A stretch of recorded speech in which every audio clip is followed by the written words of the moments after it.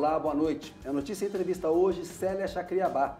Ela é deputada federal pelo PSOL de Minas Gerais, é uma das poucas parlamentares indígenas do Congresso Nacional e, além da questão indígena, ela é muito atuante também na área ambiental.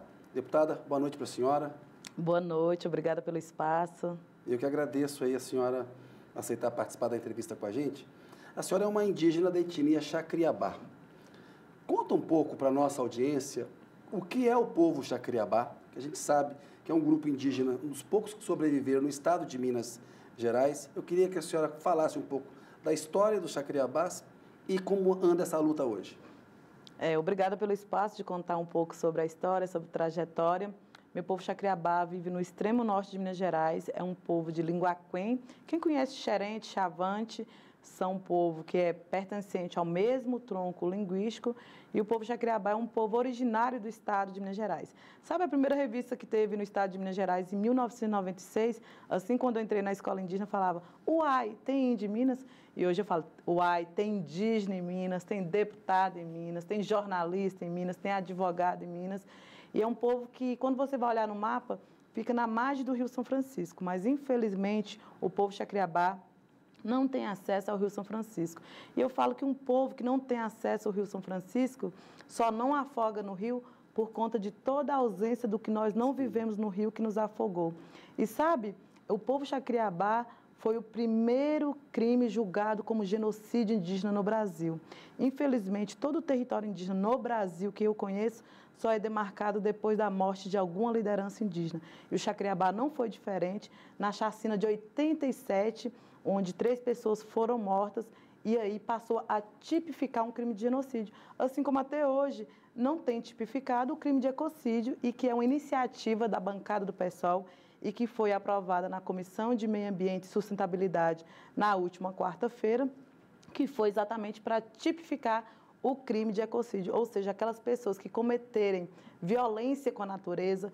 Eu venho do estado de Minas Gerais, matou Rio Doce e Rio Paraupeba. Muitas coisas a gente pode comprar e colocar no lugar, até uma casa que é destruída, mas o rio, a gente não pode comprar o rio, e por isso que nós temos uma relação muito forte, mesmo não vivendo na margem do Rio São Francisco, e assim como o povo Chacriabá é originário do estado de Minas Gerais, o povo Machacali, o povo Krenak, e depois vieram mais de 15 povos também que vivem na região. Mas é importante dizer que na região ali do povo Krenak, que está na bacia do Rio Doce, é um povo que na ditadura militar existiu o reformatório Krenak. Poucas pessoas sabem dessa história, onde mais de 8.000 indígenas foram torturados na época da ditadura militar, apenas pesquisado em 10 povos. O povo Machacali, que é um povo que quase não fala português e que está do lado, na década de 40 foram reduzidos a quase 30 Machacali, quando era queimada a sua língua. E é um povo resistente. Então, Minas Gerais tem indígena, assim como no Brasil, são mais de 305 povos indígenas, 274 línguas faladas, e hoje, no último IBGE, estamos chegando a 1.700.000 indígenas. Então, o povo Chacriabá, eu que venho desse lugar, é um povo que também me empresta para o Brasil. Deputada, a principal luta, então, hoje é o acesso ao São Francisco pelos recursos hídricos, é isso? Exatamente, porque eu falo, se a terra é mãe, o rio é pai. Na verdade, sim, o rio também é mulher, a água é mulher. E essa relação, não é possível que hoje as pessoas não entendam que a relação com a natureza não é uma coisa, meio ambiente é só o que está no meio da mata, no cerrado, na Amazônia, na Mata Atlântica, Caatinga, Pampa e o Pantanal. Meio ambiente somos nós. E eu acredito que as pessoas estão aprendendo isso mais agora pela dor também, porque quando falava de meio ambiente, parecia que era algo intocável. Meio ambiente somos nós somos território. Quando a gente vê no estado de Minas Gerais a relação com a mineração, na destruição, eu falo que Minas Gerais precisa ser para além das Minas Gerais. É as montanhas gerais, é as florestas gerais, é as águas gerais. Você sabia que no Brasil 517.000 nascentes estão nos territórios indígenas? Então, quando as pessoas falam que é contra a demarcação, imagina, já reconhecido pela ONU, a solução do planeta para barrar as crises climáticas são a demarcação dos territórios indígenas. Que protegem mais a natureza, as nascentes, não é isso? Exatamente, porque onde tem território indígena, tem floresta de pé. Aonde tem território indígena, tem um equilíbrio ambiental. E muita gente fica falando, mas vocês são contra a economia. Na verdade, nós fazemos bioeconomia. É que nós estamos no momento de pensar transição. Transição energética, transição humanitária e transição política. E essa transição tem que ser justa. Nós estamos fazendo um levantamento onde demonstra que a destruição vai custar muito mais caro para a economia. Então, se as pessoas estão preocupadas com a economia, nós precisamos entender que o parlamento, a economia só vai existir se existir planeta. Sabe qual é a economia mais inteligente? É uma economia que não mata. Hoje, em Minas Gerais, por exemplo, o PIB pela mineração representa apenas 4%, enquanto a cultura representa mais de 7%. Então, fazer cultura, ela também é sustentável. Fazer cultura também é econômico. Eu transito em vários lugares no estado, lugares lindos, que também era potencial em ponto turístico, e que as pessoas não sorriem mais em uma cidade. Imagina um lugar onde as pessoas não sorriem. Nós queremos pensar uma economia onde arranca o sorriso das pessoas. Antigamente falava que nós, povos indígenas, era primitivo. Vocês são primitivos?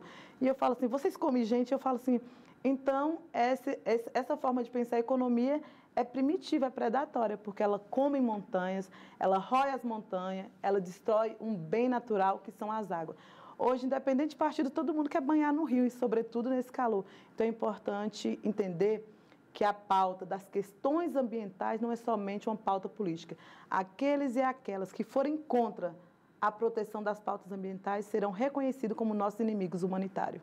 A senhora falou muito bem, eu sou de Belo Horizonte, a minha família era da região de Congonhas do Campo, Belo Vale, a Serra da Moeda, a Serra de Belo Vale, e a gente viu como que a mineração foi predatória na região, e a gente vê na Serra do Curral também. Deputado, eu quero entrar nessas questões do ecocídio, a gente está vendo como essa onda de calor prejudica mesmo a economia, o agronegócio tem mais prejuízo, como que é importante cuidar do planeta. Nós vamos discutir isso ao longo da entrevista, mas ainda eu queria que a senhora contasse um pouco da sua própria história agora, né? Como que a senhora virou política, o que levou a senhora, do povo Xacriabá, a ser uma representante hoje no Congresso Nacional? Eu gosto de contar essa história, então, por favor. Porque eu sempre estudei na escola indígena, em 1996, quando eu entrei na escola indígena, e todo mundo fala, você é parte dos primeiros professores? Eu falei, não, mas eu tenho grande felicidade de ser grande parte do resultado, porque ninguém nunca me ensinou que quem descobriu o Brasil foi Pedro Álvares Cabral, porque se isso é violento do lado de cá, imagina do lado de lá. Então, sempre estudei com professores indígenas, até o ensino médio, estudei na escola indígena. Quando eu fui fazer a quinta série, não tinha quinta série no território de Xacriabá. E aí todo mundo ia para a cidade. E aí, depois de uma luta das lideranças, conseguimos ter a quinta série. Não tinha ensino médio. Então, eu fiquei um pouquinho mais atrasada, mas eu consegui concluir meu ensino médio no território indígena. Nunca estudei nem ensino médio fora do território. E apenas em 2007, quando eu tentei pela primeira vez o vestibular na UFMG, e eu consegui passar, foi quando, em 2009, pela primeira vez na minha vida, eu consegui ficar na cidade um mês. Eu nunca tinha ficado na cidade mais de 15 dias. Isso foi em Belo Horizonte? Ficou em Belo Horizonte um mês, na capital lá. E aí, o curso de formação intercultural para educadores indígenas da UFMG, ele ficava um mês na faculdade e o restante eles faziam um intermódulo dentro do território. E quando nós chegamos na universidade, eu falei, gente, não dá para transferir essa universidade para o território, porque é muito agressivo, porque eu percebi que nós tínhamos uma responsabilidade para além de formar, mas de transformar. E o tempo inteiro as pessoas abordavam, mas vocês são indígenas de verdade? E quando eu ia responder, a pessoa respondia, não é, você não está vendo que ela está com o celular? E eu falei, vocês são da onde? E ela falou assim, eu sou de Santa Luzia, uma criança. E aí eu falei, não estou perguntando seu endereço, eu estou perguntando sua origem. Ah, eu só sei que minha mãe é médica e meu pai é policial. Então, eu percebo que aquelas pessoas que questionam muito a nossa identidade, elas têm carência de saber de onde vem. A própria identidade. Porque elas sabem o seu endereço, mas elas não sabem a sua origem. E hoje, o que é pensar o Brasil sem pensar a origem que vem de povos indígenas, que vem de matriz africana? Então, fiquei de 2009 a 2013, concluí meus estudos na UFMG até 2013, retornei para o território, fui ser professora de cultura, nunca fui professora de disciplinarização, e quando meus alunos falavam assim, professora, eu estou no Instituto Federal, em Goiânia, em Januária, e para mim é muito difícil, porque as pessoas ficam falando que a nossa escola é fraca, porque eu não aprendi ainda raiz quadrada. Aí eu falo, pergunta para eles se eles sabem a velocidade da flecha na física. Aí eles dizem que não. Pergunta para eles se eles sabem a matemática na geometria das pinturas corporais. Eu ensinava geometria através das pinturas corporais. Eles dizem que não. Pergunta para ele se ele sabe alguma língua indígena. Diz que não. Fala para ele que a escola dele é fraca também. Isso para dizer que não é exatamente a cultura que diminui o ensino, é a metodologia de ensino. A escola, sabe o ensino médio, as pessoas ficam falando que os estudantes estão dispersos, a geração do século XXI. Não, se a tecnologia é o que temos para hoje, nós temos que fazer essa tecnologia ser interessante. Trazer a cultura, a escola deve ser formada para a vida. Eu nunca usei raiz quadrada para comprar alguma coisa e fazer conta no mercado. Então, nós temos que trazer a escola mais próxima das pessoas, da realidade. Isso eu falo tanto nos territórios indígenas, mas também na cidade. E aí, depois de 2013, fiquei 2 anos sendo professora e, pela primeira vez na história de Minas Gerais, eu fui a primeira coordenadora de educação escolar indígena a convite da professora Macaé, que assumiu a Secretaria de Estado de Educação. Naquela oportunidade, eu consegui, junto com as comunidades, por processo de consulta, fazer várias organizações curriculares a partir da realidade de cada povo. Conseguimos implementar a lei da categoria escolar. Aí eu estava um pouco assim mais cansada, eu falei, gente, o que eu estou fazendo aqui? Eu nunca tinha ficado fora de casa, fora da minha família, mais de um mês, porque a última experiência tinha sido com vários estudantes indígenas. E eu falei, eu quero fazer uma outra coisa. E aí tentei o mestrado aqui na UNB, em Brasília, e foi quando eu passei no mestrado, e depois continuei trabalhando. Mas quando eu fiz o processo do trabalho de campo, eu fui fazer no México, que eu estudei sobre... O que acendeu a chama para ser política? Acendeu a chama? Eu sempre fui da cultura. E porque política, para mim, eu fui percebendo que política não é somente aquelas pessoas que tinham uma trajetória de ser candidato a vereador, de ser candidato a prefeito, deputado estadual. E foi essa a pergunta diferente. Eu nunca fui candidata nem a vereadora. Em Minas Gerais, são 853 municípios e eu fui eleita em 804. E sabe como eu fazia a nossa campanha? Eu ia para os territórios conversar com as pessoas. Eu ia para a universidade, não podia falar de política na universidade. Eu não falava exatamente de política, eu falava de história, eu falava de defesa, eu falava de ameaça climática. E as pessoas, essa nossa eleição foi um despertar, que nesse momento nós temos que pensar não a política como uma trajetória de pessoas que já estiveram nesse lugar. Nós temos que pensar a política com a presença e a diversidade diferente. Ora, vocês sabiam que o Congresso Nacional demorou 164 anos para ter o primeiro indígena deputado federal? Juruna Chavante. Vocês sabiam que o Congresso Nacional demorou 195 anos para ter a primeira mulher indígena, Joênio Apixana? As pessoas falam que nós somos atrasados, né? Mas você sabia que o Brasil demorou 200 anos para ter o primeiro Ministério dos Povos Indígenas? E que eu sou a primeira mulher indígena a presidir uma comissão no Congresso Nacional, depois de 200 anos, a Comissão da Amazônia, Povos Originários e Tradicional. Mas não foi só o Congresso que demorou, a universidade também demorou. Porque assim, quando Joênio Apixana estava entrando como primeira mulher indígena em 2019 no Congresso Nacional, eu estava entrando como a primeira mulher indígena no doutorado na Universidade Federal de Minas Gerais. Estou no parlamento, mas estou também concluindo o meu doutorado. Então, o que motivou para mim era sempre o racismo da ausência. E quando as pessoas falaram, nós acreditamos em você, 804 municípios votaram na nossa candidatura. Eu fui a terceira mulher mais votada do Estado e sendo a terceira pessoa de Belo Horizonte. A eleição foi um medidor, não exatamente para me tornar parlamentar somente, mas foi para as pessoas entenderem que Minas Gerais tem indígena, superar o racismo da ausência, e eu sou parlamentar do Brasil. Hoje, se você pegar uma pesquisa e quando você tiver outras presenças de parlamentar, pergunta em quantos estados eles foram. Eu já fui em 17 estados brasileiros. Eu já fui em todos os biomas brasileiros. Eu estive na região norte do Brasil, na Amazônia, onde as pessoas olham para o rio de maneira emocionada e falam, eu nunca imaginei que o Rio Solimões ia ferver. Eu nunca imaginei que o Rio Negro poderia secar. Então, nós olhamos para a Amazônia, muitas vezes, de um olhar muito romantizado. Discutir a COP em Dubai é importante, discutir a COP no Brasil é importante, mas a COP não pode ser somente um evento. Sim. A COP precisa ser tomada como uma responsabilidade. O parlamento tem responsabilidade. Você sabia que no parlamento existe mais de 1.225 projetos de lei que tratam das questões indígenas, impactam as questões ambientais? Mais de 1.500 projetos que impactam diretamente a questão ambiental.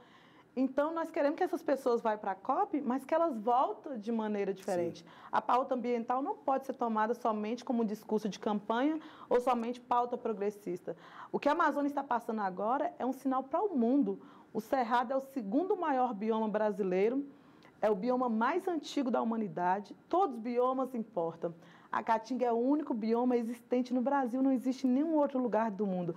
O Pantanal está em chama nesse momento, sim. Estarei indo também para essa região, sim. O Pantanal está em chamas, a Amazônia está em chama, o Pampa, que é pouco discutido no Brasil, e a Mata Atlântica, que vira e mexe, é votada a flexibilização do desmatamento. E sabe qual era a alternativa, por muitas vezes, o compromisso de presidente na COP? Eu estou assinando aqui o termo no combate ao desmatamento. Estou assinando aqui o termo contra o garimpo ilegal, a mineração ilegal. Mas sabe qual era a alternativa para isso? É legalizar o desmatamento, é legalizar o garimpo ilegal, é legalizar a mineração. Sim. Eu não conheço ecocídio legal. Eu fui a primeira parlamentar a estar no território Yanomami. Primeira parlamentar a estar no território Yanomami. Fui 3 vezes, inclusive nesses últimos dias, acompanhamos pessoas sobrevoando o território de indígena isolado Yanomami de um jeito criminoso. Você sabia que por muitas vezes no passado nós éramos 5 milhões de indígenas e que nós fomos exterminados pelo contato forçado? O que passou com a situação em Yanomami, ver criança morrendo de malária, ver casos Esse é um gancho importante que eu queria falar com a senhora, porque o presidente Lula criou, como a senhora falou, 200 anos depois, o Brasil tem um Ministério dos povos indígenas, né? Dos povos originários. O que significou a eleição do Bolsonaro em 2018, o estrago que ele fez, a gente viu o que aconteceu na reserva Yanomami, e a derrota dele em 2022, ou seja, a vitória dele em 2018 e a derrota em 22, o que significou para os indígenas? Ali se instalou uma guerra, um anúncio. A primeira pessoa que ele atacou foi uma mulher, eu falo, e as pessoas falam, quem foi essa mulher? Eu falo que foi a terra, foi o direito da natureza, porque quando atacava nós, atacava diretamente o direito à natureza. E ele nos escolheu como inimigo número 1, quando ele falou, eu não vou demarcar 1 centímetro de terras indígenas. E sabia que, embora nós nunca ocupamos o lugar de ministra do meio ambiente, eu falo que nós somos ministra do meio ambiente permanente. Sim. Porque só não teve mais destruição, porque com o nosso corpo, com o nosso modo de vida, nós sustentamos. Quem não se lembra do ex-ministro do meio ambiente que era antiambientalista? Quem não se lembra do ex-ministro do meio ambiente que negociou numa reunião interministerial o passar da boiada? Vamos aproveitar a pandemia para passar a boiada. Ricardo Salles falou numa reunião ministerial na época que Bolsonaro era presidente. Exatamente. Esse passar da boiada, nesse momento, ainda continua com uma estratégia muito firme dentro do Congresso Nacional, que é a bancada ruralista, que é a bancada do desmatamento, que continuou ainda depois de 16 anos com 490, que é o PL, que aplica a tese do marco temporal, mais conhecido assim, embora estávamos julgando também o marco temporal em outra instância no STF. O STF decidiu que o marco temporal não vale. Né? Exatamente. Porque o marco temporal é uma tentativa de dizer, nós vamos demarcar as terras indígenas ocupadas até 1978, que é criar um corte. E isso não existe, porque elas é ilegal na visão do Supremo. O Congresso aprovou um projeto, o presidente vetou. Tem uma batalha agora para sustentar os vetos do presidente. Tem um bastidor no Planalto de que o Planalto não vai se mobilizar, vai deixar o Congresso resolver o assunto sozinho, para que valha a posição do Supremo. Como está essa batalha, deputada?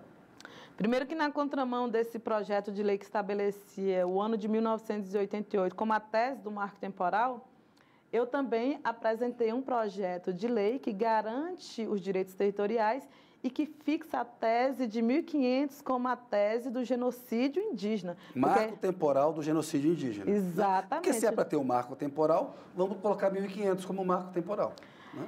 E nós, povos indígenas, essas terras eram nossas e dividimos para muita gente, mas não se trata disso. Essa narrativa é muito perigosa. Sim. Primeiro que existe vários parlamentares, senadores falando, olha, veja o que está acontecendo, eles querem demarcar a Copacabana.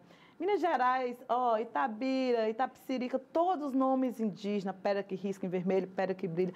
Não se trata disso. Se trata de fazer reparação histórica. Segurança jurídica que eles estão falando. Sim. Na verdade, estabeleceu o prazo de 5 anos após a promulgação da Constituição Federal de 1988, para regularizar as questões territoriais. Não houve regularização. A maior parte das demarcações ainda estão no norte do Brasil, tendo um déficit muito grande em outras regiões, sudeste e nordeste, Hoje, a maior população indígena está na região norte do Brasil, mas a segunda, por exemplo, está no Nordeste, e com um déficit muito grande da demarcação. E muitos líderes políticos, prefeituras, gestores municipais, primeiro, nós não queremos ter vocês como inimigo, porque guerra no campo não interessa a ninguém, Sim. segurança jurídica. Segurança jurídica para nós é ter nosso direito garantido. Nós não estamos preocupados somente com nós estamos preocupados com o nosso vizinho, que também faz parte do nosso mesmo município, e segurança jurídica para nós é segurança alimentar, segurança jurídica para nós é não ter violência, segurança jurídica para nós é ter o direito garantido. Então, essa tese de segurança jurídica é muito pensada, porque a tese do marco temporal foi pensada como uma tese jurídica. Mas eu falo no Congresso Nacional que é uma tese jurídica, política, e vai concordar comigo Mas dá para vencer no Congresso Nacional? Vai concordar comigo que é uma tese econômica. Também é, sim. E nós estamos na toda a mobilização, estou constantemente conversando com a ministra Sônia Guajajara nos últimos dias. Nós temos dedicado a essa mobilização. Essa batalha vai acontecer na semana que vem, não é isso? Vai acontecer na semana que vem, no dia 23, na quinta-feira, numa sessão em conjunto da Câmara dos Deputados e senadores. E é muito importante encampar pelo futuro certo, fica veto, porque é pela Amazônia, é pelo Cerrado, Mata Atlântica, Caatinga e Pantanal. É pelas águas. Nesse momento eu falo com vários parlamentares, esse terno não vai ser eterno. Quem é que aqui que não está sentindo calor? Os ar-condicionado não está sendo suficiente. Eu penso que aqui 10 anos os parlamentares não vão conseguir vestir terno, porque as mudanças climáticas não é somente um discurso, é algo factível e que todo mundo pensava que era para 15 anos, 20 anos. A nossa luta está acontecendo agora. Está acontecendo a gente viu agora. no Brasil, nesse ano, deputada, desculpe interrompê-la, São Sebastião com efeito chuva, São Sebastião. Rio Grande do Sul seca, na Amazônia, estamos atravessando uma onda de calor nesse momento. A senhora que lida com essa questão das mudanças climáticas, e a senhora está falando da importância da demarcação das reservas indígenas, porque protege mais a natureza. Como é que a gente previne e ameniza os efeitos desses eventos extremos que estão acontecendo no Brasil? Primeiro, a responsabilidade do parlamento brasileiro é ser coerente que, nesse momento, nós estamos diante de uma crise climática. Eu falo que o problema da humanidade é destemperança. A cada dia o planeta está mais aquecido, mas a cada dia a humanidade está com o coração mais gelado. Nós temos um desafio importante de desaquecer o planeta para aquecer o coração. Quem é contra a morte de um rio, para mim, está com o coração gelado, ao mesmo tempo que o planeta está mais aquecido. Enquanto sociedade civil, nós temos um compromisso de responsabilidade e de alteração, transformações de nossos hábitos. Não é possível continuar com o mesmo comportamento diante de uma crise climática. Bioeconomia é uma alternativa, transição energética, transição econômica, transição política. Não dá para pensar, enfrentar a mudança climática e continuar com o mesmo comportamento de destruição. Está para ser votado na Câmara dos Deputados mercado de carbono.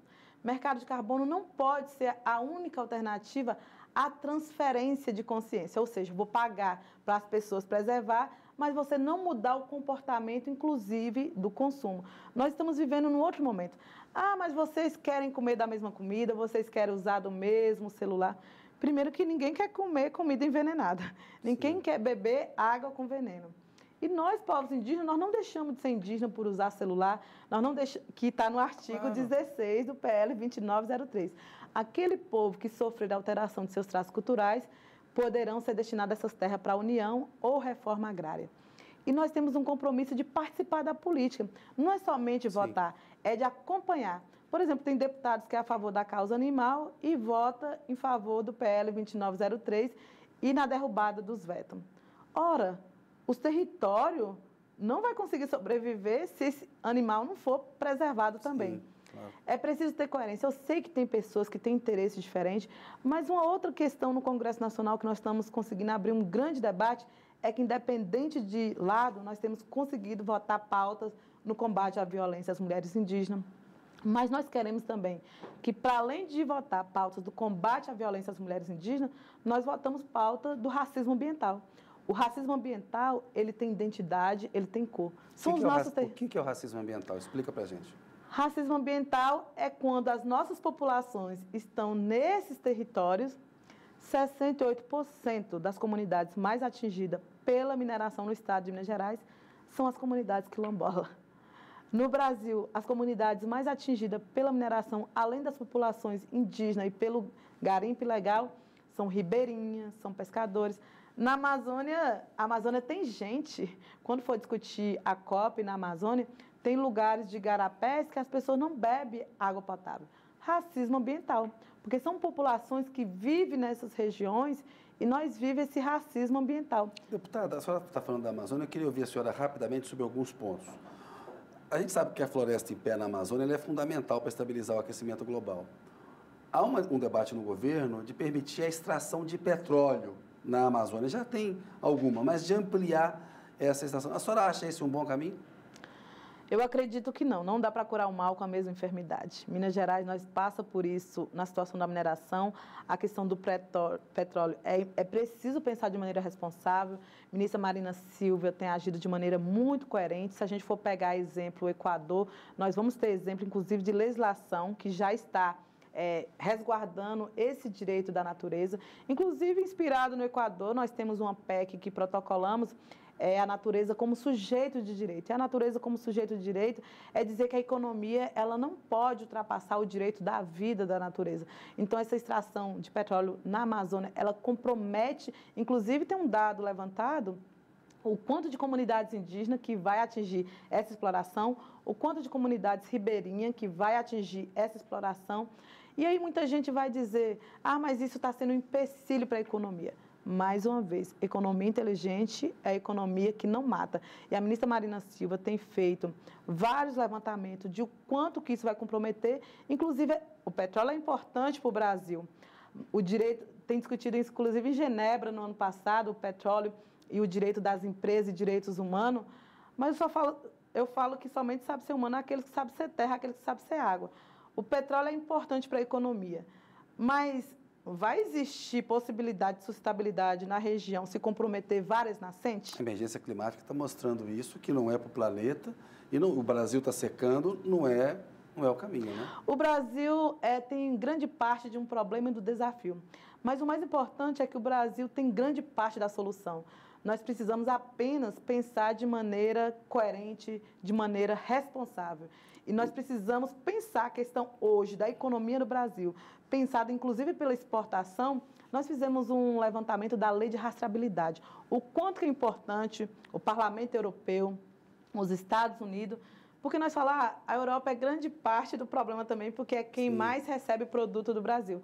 Se elas são grande parte do problema, elas têm que somar como grande parte da solução. O acordo do Mercosul está aí, está querendo ser ratificado, mas a lei de rastreabilidade dos produtos precisa ser tomada como responsabilidade. Deputado, uma outra questão importante em relação à Amazônia é a extração de minérios na região. Muitas dessas jazidas, elas estão em áreas de proteção ambiental. E muitos desses minerais são importantes para as baterias elétricas, que são usadas na energia eólica, na energia solar. Tem um lobby para se ampliar a extração de minério na Amazônia, mas elas estão concentradas nessas áreas protegidas. Como é que a gente lida com isso? É para permitir algum nível de extração? É para proibir completamente? Como é que a senhora avalia? Inclusive, nós temos essa discussão, e de novo, a lei de rastreabilidade. Sim. Existe um PL proposto que aquecia o ouro, que era que permitia as notas sem ter notas, por exemplo, digitais, de onde vinha a rastreabilidade do ouro. Tem um projeto de lei que é da autoria da deputada Joênia Apchani, que nós estamos acompanhando, que é o projeto do rastro do ouro. Então, precisa ter responsabilidade das empresas, porque quanto mais aumenta a demanda e quanto mais aumenta o cifrão, aumenta também a exploração na região. Então, nós estamos pensando muito na responsabilidade. É lei de rastreabilidade. Nós não podemos permitir que toda essa extração do ouro, do minério, ela seja feita de maneira irresponsável. Embora eu tenha dificuldade de enxergar a responsabilidade até onde vai. Porque na discussão do minério e do garimpo, comprovadamente o que está acontecendo nesses territórios na extração é doença, aumenta os focos de malária, aumenta a fome. Como está, não pode continuar. Como está, mas algum nível de extração tem que ser permitido, no entender da senhora? Para mim, fazer com responsabilidade, com rastreabilidade. Rastreabilidade é uma questão que não abrimos fundamental mão. Aí. Que é quando nós falamos dos produtos de rastreabilidade, rastro do ouro, rastro da mineração e, sobretudo, dos produtos de commodity. que essa rastreabilidade não pode permitir que seja fomentado trabalho escravo, que viole direitos humanos, que aumente os conflitos territoriais e que essa lei de rastreabilidade, sobretudo, não permite que o rastro do ouro tenha sangue indígena, sangue de qualquer população. E por muitas vezes, em produtos que nós fizemos campanha, dentro e fora do Brasil, as pessoas que compravam não tinham consciência, mas uma vez que elas têm consciência, elas não podem continuar reproduzindo essa economia predatória. Deputada, pedir licença para a senhora um minutinho. A notícia volta daqui a pouco com Célia Chacriabá.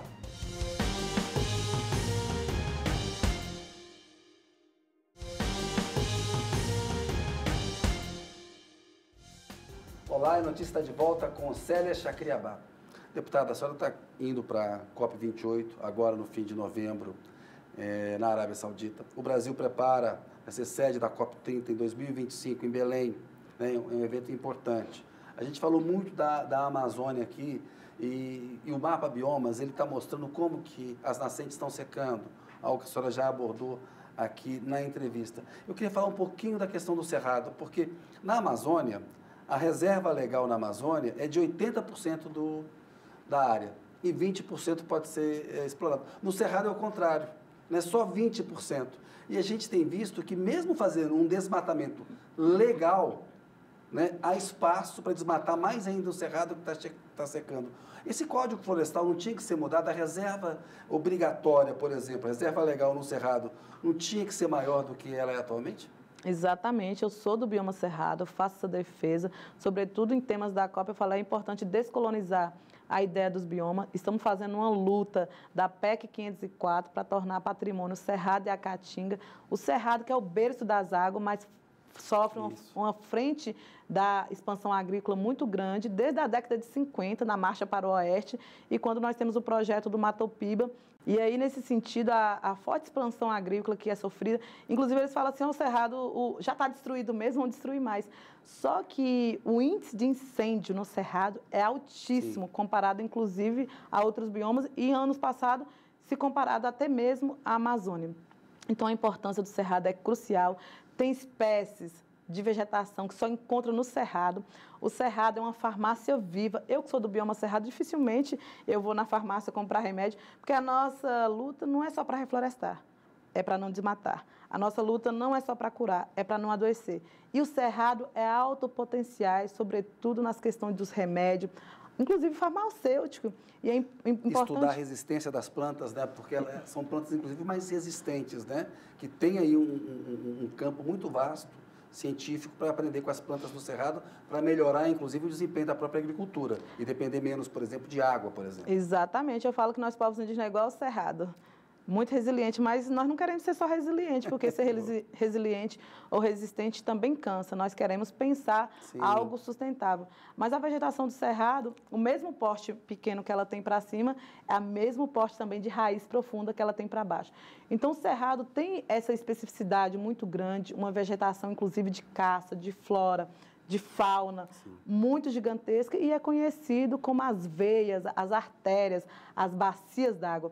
E o Cerrado está em constante ameaça. Por isso a importância de aprovar essa PEC no Congresso Nacional, que inclusive foi pautada esses dias, mas foram retiradas de pauta. PEC 504 está preparadíssima para que se torne também patrimônio nacional a Caatinga e o Cerrado. E nós temos também o Acordo Escazú. O Acordo Escazú é para proteger os protetores, proteger as questões ambientais, mas para proteger os protetores também, porque hoje o Brasil segue no ranking do Brasil que mais mata defensores de direitos humanos, mais mata defensores ambientais. Eu fui na região do Vale do Javari, onde foi morto Dom Bruno, e é onde tem o maior território de indígena isolado. E por isso, nessa COP, nós estamos levando... A questão da segurança pública na Amazônia aumentou muito a violência na região e tem que ter uma política integrada com os demais países da região amazônica, né? A gente está vendo o crime organizado crescendo na região. Como é que a gente combate esse crescimento da violência nessa região? E por isso que nós estamos falando de segurança pública e da proteção dos territórios. Para além da demarcação, é a proteção dos territórios. Eu estive numa região de fronteira, que é onde a tríplice fronteira Brasil, Colômbia e Peru. Atravessei a Colômbia a pé, fui para o Peru de barco. E é importante pensar segurança nessa região.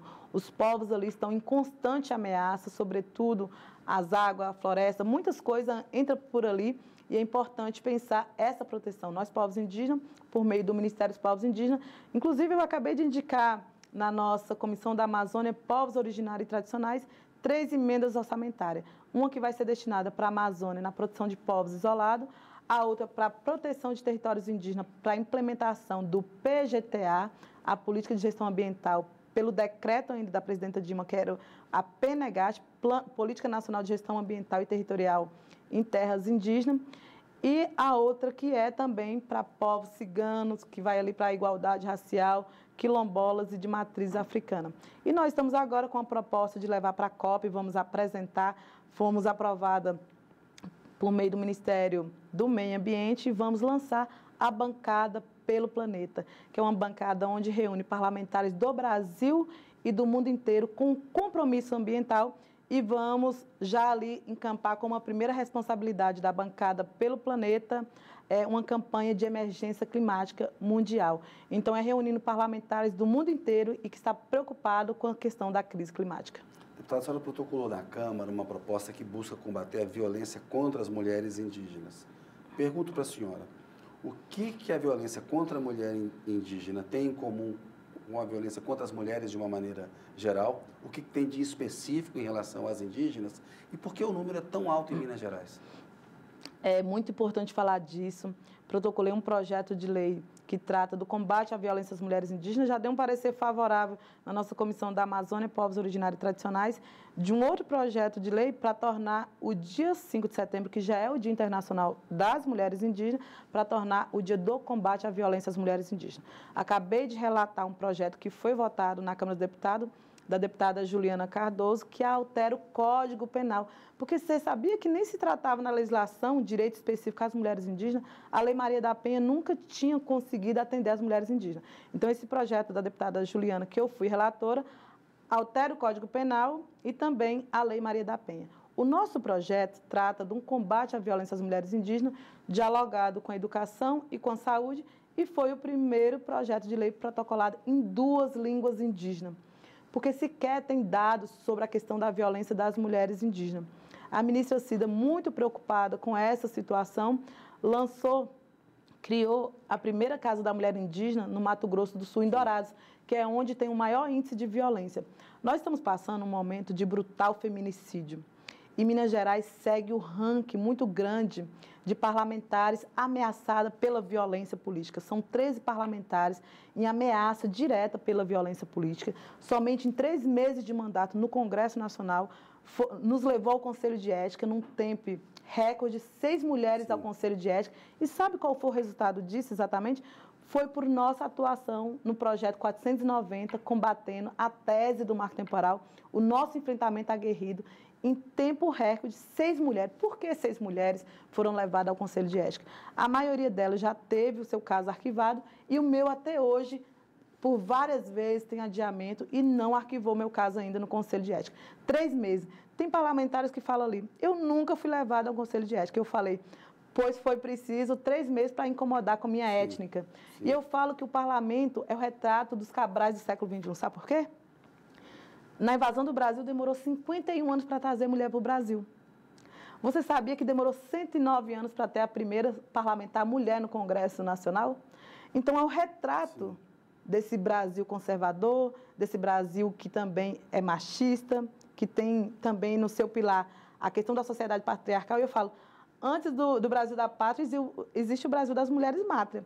O Brasil nasce das mulheres indígenas. Não é tão contraditório? E por isso a ministra Cida lançou a campanha Brasil Sem Misoginia.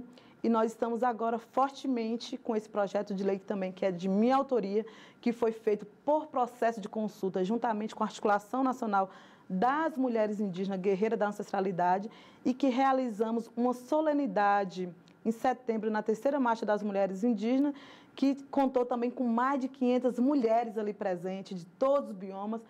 É esse congresso que eu quero para o futuro, porque quando nós não somos vítimas do racismo da presença ou da ausência, nós somos vítimas do racismo da solidão. Eu não quero me sentir sozinha no Congresso Nacional. Deputado, eu queria uma rápida palavra da senhora sobre o caso Marielle. O presidente Lula voltou a falar do caso nessa semana, prometendo elucidá-lo, né?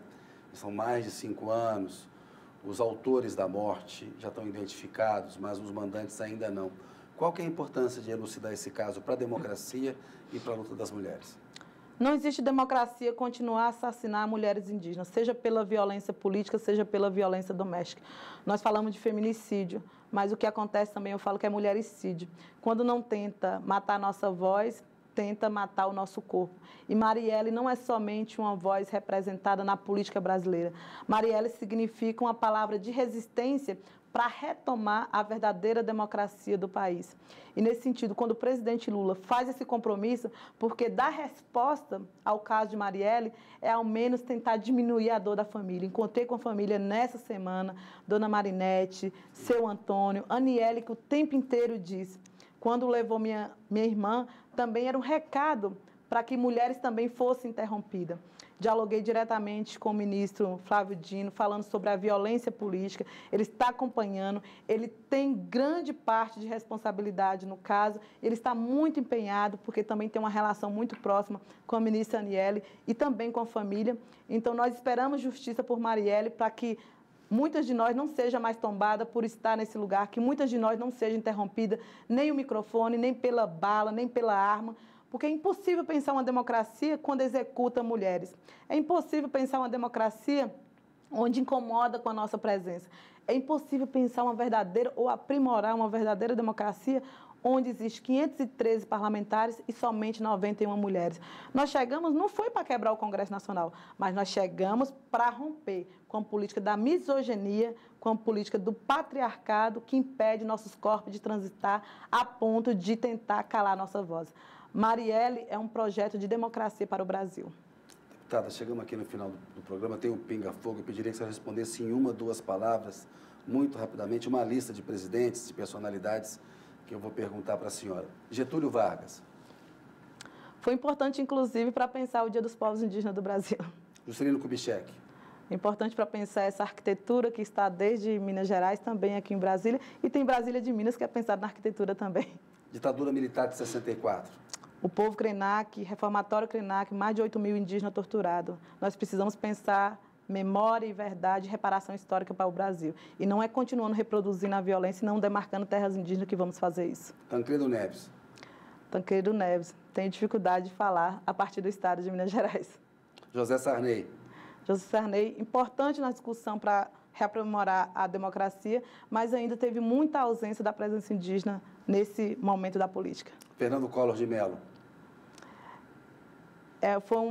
Foi um líder político que tivemos muita dificuldade e que, sobretudo, para a população que sempre foi considerada periferizada, tivemos poucos avanços e, por isso, nós estamos no outro momento do retrato da política brasileira. Itamar Franco.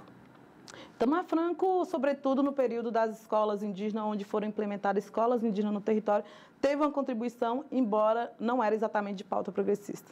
Fernando Henrique Cardoso. Tivemos avanço em demarcação de territórios indígenas no Brasil, uma das maiores parcelas de demarcação, mas tinha pouca participação indígena na política. Era política, às vezes, para os povos indígenas, mas não com os povos indígenas. Dilma Rousseff. Dilma Rousseff teve um avanço na política brasileira, com a presença indígena em vários espaços de poderes. Ainda teve um déficit na demarcação, mas foi onde trouxe a participação popular para perto.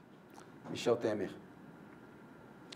Foi uma política de transição, uma política de golpe, e nós, povos indígenas que sofremos o golpe desde 1500, repudiamos qualquer golpe, sobretudo na tentativa de retirar, arrancar uma mulher do poder. Jair Bolsonaro. Foi um projeto de destruição, de ecocídio, de genocídio, de matança, de extermínio, e se fosse um filme, seria Exterminador do Futuro. Lula. É um momento de oportunidade, de reconexão, de criação do Ministério dos Povos Indígenas, uma presença mais ampliada no parlamento, e é um momento de oportunidade, não exatamente um momento de permanência. E precisamos aproveitar essa oportunidade para nos comprometer, responsabilizar com as crises climáticas, pois só vai existir Brasil, governo e política se continuar existindo no planeta. Célia Chacriabá. Sou uma mulher que nasce no território Chacriabá, me empresta para Minas Gerais e para o mundo. Estou no parlamento fazendo pelo planeta, mas entendendo que o parlamento mais forte, o poder mais forte são os territórios. Deputada, obrigado pela entrevista da senhora. Boa noite. Até uma próxima. Obrigada. Valeu, boa noite. Pessoal, muito obrigado pela audiência. Boa noite. A gente volta na semana que vem. Até mais.